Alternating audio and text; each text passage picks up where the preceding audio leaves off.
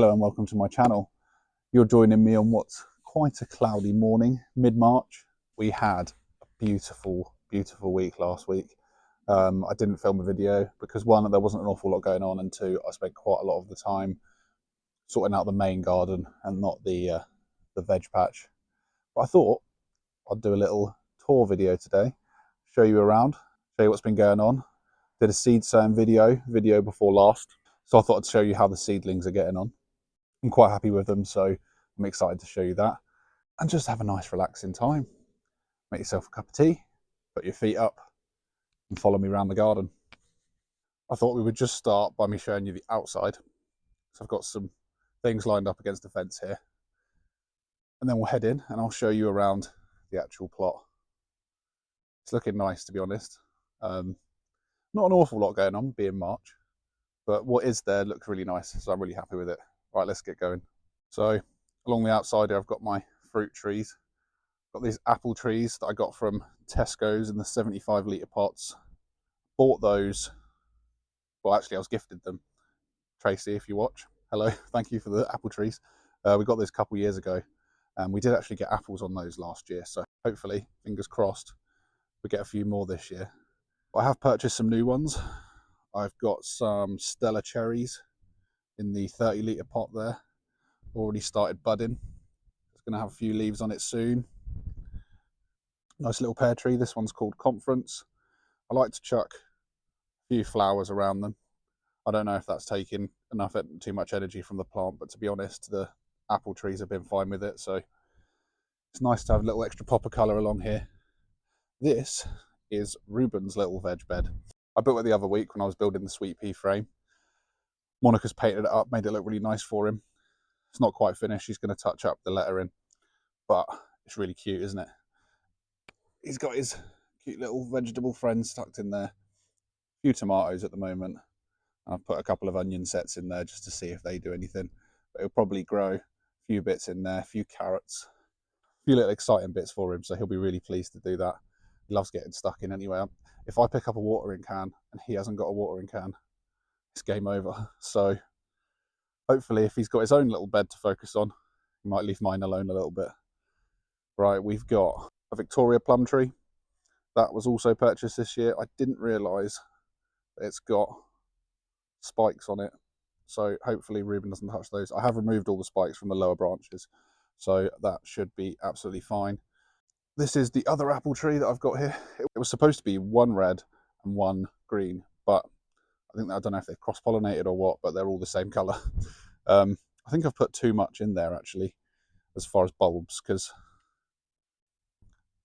there's irises, daffodils, little daffodils, and I think that's a tulip back there as well. So that might be a bit too much in there. I might have to take some bulbs out at the end of the year. Raspberries there, not really doing anything at the moment, just to stick in the mud. That's my little bay leaf tree, just propping the gate open for me. I potted that on recently actually. It was in a smaller pot. It's not looking too pleased at the moment, but I'm hoping that bounces back during the summer. And lastly was this that I built. This cost me £8 to make. I got the boards on clearance from Homebase, knocked it together. I think this is going to get painted as well, but that's going to be our strawberry bed. This is going to be strawberry corner really, because we've got the strawberry bed there, and then those are my alpine strawberries that I sowed from seed last year. And then all along the edge of the fence, these are Monica's boxes, and they're just absolutely springing to life with daffodils. They look really nice. There's loads of other stuff going on in there. There's some tulips and alliums and all sorts, so that'll be quite exciting to revisit those throughout the year. And that's my sweet pea frame that I built for Monica. We've chucked a few little bedding plants in there for now, just to give it a bit more of extra interest. And she's painted it, put those cute little bug things up there. Will be exciting to see when the sweet peas go in there how that looks, but overall I think we're in a pretty good place for the year. The outside's looking nice. Now to show you the inside. I thought we'd start off down this far end, and then we'll make our way up to the potting shed, bus shelter is how it's been named, where I've got all my seedlings, where the magic is happening. I've got a lot of plants. I might have more plants than I can fit in here, but we'll see how the season goes. Might have to gift some. But anyway, I'll show you this bed here. This is our bulb bed. This is a sort of the naturey area. Got the bird feeders there. And we've put an absolute ton of bulbs in here. It'll be interesting to see how this develops over the years. But obviously you can see the old daffodils popping up everywhere. But there's absolutely loads of things in here. There's things in here that I've forgotten what they even are, or what we've even put in there. There's crocuses down there. A few snowdrops at the back still. I can see some tulips and some hyacinths down there. Salvia at the back. This bit doesn't get a great deal of sun, so some of the daffodils are falling over. They're a bit leggy, but they've all come up, and I think they sort of multiply in the ground. So we're going to end up with a lot of those. I've just donked a few more flowers down here. These Reuben picked out from the garden centre, went over there. Just a few interesting looking primroses. Forgotten what that even is. And then I think there's some violas in that box there. But the bees have been loving it. It's nice to start seeing them. We've seen a few bumblebees around the garden. And it's good to bring those sort of things into the garden. Help with our pollination, help with pest control. Nice. Right, I'll bring you over to the brassica bed. This is what's sort of become the brassica bed. I think I'll keep it as a brassica bed because they seem quite happy in here. It's towards the back of the plot, so it gets a little bit less of the evening sun, but it gets loads of sun all the way around until sort of early afternoon. And yeah, they seem quite happy in there. We've got a curly kale, which looks like it's starting to bolt, so I'm going to take them out soon. I have got some more kale sown in the greenhouse. I've got a cauliflower that I don't know if it's going to turn into a cauliflower or not. There was two, and one of them grew really early last year and then didn't do anything and just rotted. So I might just pull that out soon. And then I've got my purple sprouting broccoli. It hasn't been as successful as last year's purple sprouting broccoli. I can't really, let me lift the net. It is starting to sprout, but this time last year, it was pretty huge, the one I had in the other bed there. So we'll have to see how that goes. It's nothing to do with the bed. It's just because I started them a bit later and they were quite small when they went in. So we'll have to see as spring picks up if I start to get more of a decent harvest from them. If not, I have got some broccolis that are going to go in there anyway, so I'm not too worried. But it is nice to have it. Next, we've got my garlic bed. They're all right. They're looking, I don't know why this is happening to some of the ends of some of the leaves, but the new growth's okay. They have put on a bit of size over this last week. I think they're enjoying the fact that it's not been quite as wet and the soil's had a chance to drain off a little bit. But we'll have to see how that goes. I grew those with my saved bulbs from last year, whereas the year before I purchased them and the cloves were massive on the ones that I bought. So it could just be that, but we'll probably know June time is probably when I'll pull them up, and then we'll see. I had a nice garlic plait on the door in the kitchen last year, which Monica plaited up for me, and it was beautiful. So I really hope that I get another plait like that, because that was really nice. I'll show you the other beds. There's not anything going on in them yet really, but I've built a couple of structures in there. This is where the runner beans are going to go when I've sown them on. Bit of blank space covered with cardboard. This is probably going to be a little salad spot, I reckon. It's probably where I'm going to grow my little lettuces. This is deteriorating, but still works for now. Yeah, again, blank space. I've put my peas in. I've built my little pea structure. Could be a bit of a gamble putting them in now, but I'm going to sow some more for a bit of a backup / succession. I just wanted to get them in. I thought they'll either grow or they won't. And well, once I built the pea structure, I was like, well, probably worth the risk. Why not try it? It is starting to rain a little bit, so luckily for me, it's the inside places to show you now. So I've got the polytunnel, which I did a short video for this. Didn't get a lot of use. A lot of you might not have seen this. It's a tomato string climbing rig. So treated this wood just with a decking stain, hopefully to protect it from the damp that comes on in here, and screwed a few eye bolts in there, and then screwed one to the bottom. I've run the strings up. This is just brick line, but it's really strong. It's anti-fray. I've doubled it up and plaited it around so it's kind of doubly strong, and hopefully will last a bit better than the natural stuff that I was using last year. That sort of deteriorated and then had tomato plants falling down. Got my tomato halos in. Got the same this side. I need to get some more tomato halos because I've only got the two on this side, but this is actually going to be the cucumber side anyway. And then I've got my potatoes, which I've put in. I've got some shallots in this one. Maris pear in this one. They're both little sort of potato salad-y ones. So we'll see how they go. I've done them in my own compost. I didn't want to use any of the bought stuff for that. So I sieved out the compost in my bin. I did end up with quite a lot. Anything that was quite big, I've moved into another bin to rot down a bit more, and then hopefully next year I'll have a lot of homemade compost, and it will save me on some of the potted stuff, especially flowers. Like, I think I've still got some of that left. I think we're gonna use that for my sunflowers and stuff like that, because it didn't really get hot enough to kill all the seeds off. And I did use some of that in the polytunnel last year, and I was forever pulling plants out, tomatoes and all sorts of things. So I think I'll probably just use it in pots next year. But free compost is good compost. As we all know, it's getting expensive, and a lot of the compost seems to be quite low quality at the moment. Every bag of compost I've bought is just full of wood, and it's really not ideal. But if we're moving towards peat free, then that's how it's going to be. It's a shame they don't have more organic material in it to make it a bit richer rather than very, very woody. I have got the veg truck over there and a couple of other pots and stuff around, but nothing in them yet. I'm really excited to get going with the carrots. I got some really nice long straight carrots from the veg truck last year, and Ruben absolutely loves pulling them out. So that's very exciting. Anyway, the bit of the video that a lot of you have probably been waiting for, let's go and have a look how the seedlings are doing. There it is, the trusty bus shelter. I built this myself. Well, not myself, I did have a bit of help. Nice and warm in here, 15 degrees, even on a day like this. I've bought my peppers and tomatoes out. They don't live in here. They're going back in the house after the video, but I thought I'd bring them out here just to show you. Sweet peas, there's a few of them coming up, but they do seem to be struggling a little bit. These are saved seed from last year.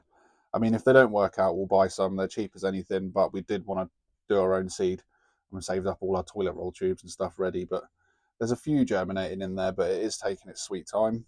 Baby gem lettuces, they're going to go in the box outside that I was talking about. Cosmos there, we've recently potted those into there. Probably just going to multi-sow them in a couple of bigger pots eventually. My leeks, they're looking pretty good. Hopefully I'll get some better leeks this year. I did grow some last year, but they weren't incredible. These are my onion sets. They've just started to sprout. I don't know if I'm going to bother with the onion sets next year. I'm going to do a bit of an experiment this year and compare them to how my other onions get on. I've grown some from seed. They're just over there. I'll show you in a second. But when I did them side by side last year, it did seem like the ones grown from seed were much better, much stronger. So we'll see how we go. Anyway, I have a quick fire through these. I could probably do a whole video just on peppers and just on tomatoes. So I'm just going to give you a rough idea of what I've got here. I've got some purple ball basil, which is a nice, as the name suggests, purple, bushy little basil plant. I'm going to have a few of those there for going in the polytunnel when it gets hot enough. I've got some salad peppers, which are the ones that have pretty much all got massive, because I say massive, they're not very big, but bigger than the rest of them, because they're quite big broadleaf plants. I've got a few hot ones. I've got Basket of Fire, Armageddon. Now this one, the Armageddon one, is like in the top 10 hottest peppers in the world. It's a super hot one. I've been told under strict rules, Ruben is to go nowhere near them, understandably. I might eat one for a video, who knows? We'll see how it goes. If I get 1,000 subscribers by the end of the year, I'll eat one of those. But yeah, they're mega hot. I'm growing those for fun more than anything. I've got some nice mild chilies over here. I'm not going to go through all the names because it will take ages. And then I've got some black pearl chilies. Them ones are one that's for fun as well. They're not much good for eating, but they look beautiful. The plants have these nice purple leaves and these little round ball-shaped chilies, like black pearls, as the name would suggest. Tomatoes, I've narrowed it right down this year. Last year I grew about 8 different tomatoes. This year I thought I'd chill it out a little bit, and I've got 2 types of cherry tomato, a sauce tomato and a steak tomato. So for the cherry tomatoes, I've gone with Ruby Falls, which is a purplish, blackish tomato. I just thought it looked quite interesting, so I thought I'd grow it. Honeycomb, I grew some of these last year and they were absolutely delicious, and they weren't as splitty. I did grow the Sun Gold as well, and they weren't as splitty as the Sun Gold, so I thought, do you know what, I'll grow some of those this year. I already know that we like them, so I'll get two plants of those in, I think, in the polytunnel in the end. I'll probably gift a few more of the plants. For the beefsteak tomato, I've got one called Big Daddy, and then of course, for the sauce tomato, Big Mama. The Big Mama is an F1 hybrid. It's a nice big saucy romaine type tomato, and the Big Daddy is, as it suggests, a big beefsteak tomato. So that'll be nice to have with a bit of nice bit of mozzarella. Sweet corn, I've gone for extra early Northern F1. We're not in the hottest part of the country, so I thought I'd go for one that's quite hardy to our weather conditions. Some have come up, some haven't, but Ruben strictly told me we have to have sweet corn. He absolutely loves sweet corn. I'm a bit worried about badgers because our house does back onto the woods, so there's a good chance that a badger's going to come in here and eat it. Got some wire and stuff, so I might try and fence it off, but whether that'll stop the badger, who knows? Watch me later in the season to find out, I guess. I've started off some sunflowers. I've got Russian Giant, but then most of these are little ones that I've got. So I've got my little Pacino Golds. I grow those every year. I really like them. These two are just like a multicoloured dwarf variety. This one's called Toy Stop. I've written Toy Story because I'm very dyslexic, but it's Toy Shop. That is also a little one. I just want to have them in pots sort of dotted around the veg patch. I've got some Frostbite Kale. I showed those in a previous video, sowing these. I've got Frostbite, and then I've got a purple one called KX1. Never grown either of these before, so we'll have to see what they're like for eating. I've got my Snapdragons there. They've all come up. I need to prick those out and pot them on into individual pots because at the moment, very crowded. Exhibition onion. So this is the onion that I've gone for from seed. I'm going to pull some of these out, I think, prick a few of these out, and that leaves sort of 3 in each module, and then I'll put those in clumps. It's just a nice big white onion. Broccoli, so this is going to go in the brassica bed once those bits are out. This one's Bluefin F1. I more got it because, one, we like broccoli regardless, but two, it's a very beautiful looking plant. I like the nice bluey green in the garden. I think it looks really nice. Same with the leeks that I have. They're a winter variety that is got a nice bluish tint to it.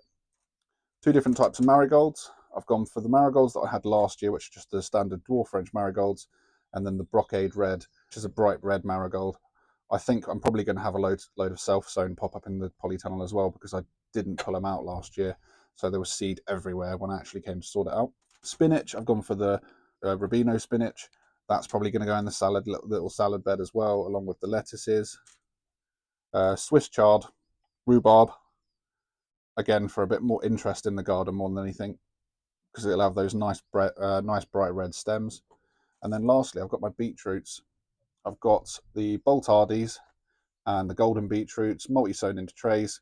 These are actually looking the best I've ever done as far as beetroot seedlings. Normally, I really struggle with them and end up with some really weak-looking seedlings. But this year, I think because of this early bit of sun that we've had, everything's looking pretty healthy and pretty nice. So I'm really pleased.